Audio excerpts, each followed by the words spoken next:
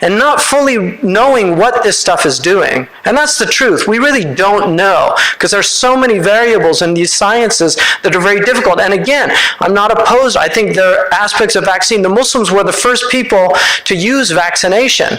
The Ottomans actually, the English got vaccination. Everybody thinks Jenner discovered vaccinations. No, Lady Montagu, who was the wife of the Turkish ambassador, and you can Google this on Wikipedia, Lady Montagu, who was the wife of the Turkish ambassador from England, used to go to the bathhouses and notice that none of the women had pox skin.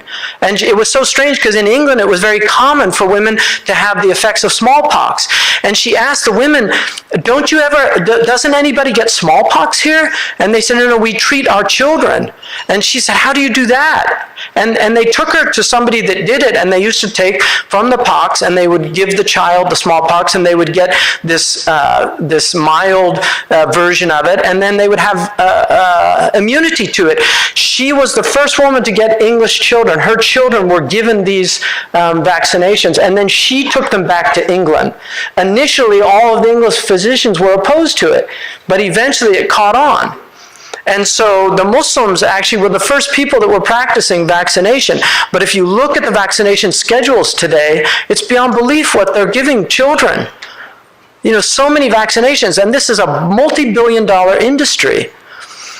And there are many other aspects, and so I really feel like the Muslims, we should be at the forefront of looking at a lot of these alternative dietary things. We know in New Zealand, and I did these, I got in contact with the man that did these initial studies on Manuka honey in a burn unit, and the incredible healing properties of honey for burn patients, actually using honey, that their recovery time is much faster than using traditional debriding the wounds, and also using certain toxic elements that end up actually prolonging the healing process. But honey is this incredible gift.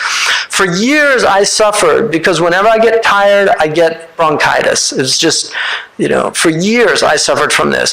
And I would have sometimes a cough that lasted 3 months. And I had an internist who told me, you have to do something, you're going to damage your lungs, I want to put you on steroids, because nothing was working.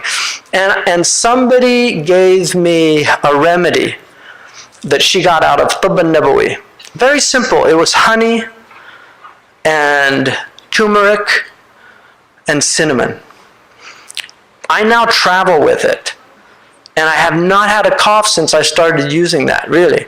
And I wanted to actually bottle it and sell it, because there are no good cough medicines on the market. I don't care what you say, they don't work.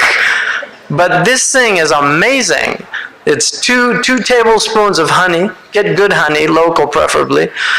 1 teaspoon of turmeric and half a teaspoon of cinnamon. It's amazing. That came out of one of these books. The ancient people knew. I'll give you another example. There's something in Saudi Arabia, like I discovered this, they call it the ilq. You know, it's like it's a gum that they chew. And I have a friend, he's a MD from Harvard, the best in the West. No offense to any of your medical schools, but it's probably Johns Hopkins, but Harvard is up there. Graduate of Harvard in cardiology.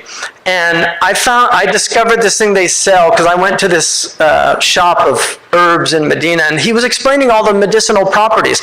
I said, what's that one good for? He said, that's good for acid. Like if you have acid, you just chew that and it'll go away. And so I bought some. It was amazing. And so I asked my friend,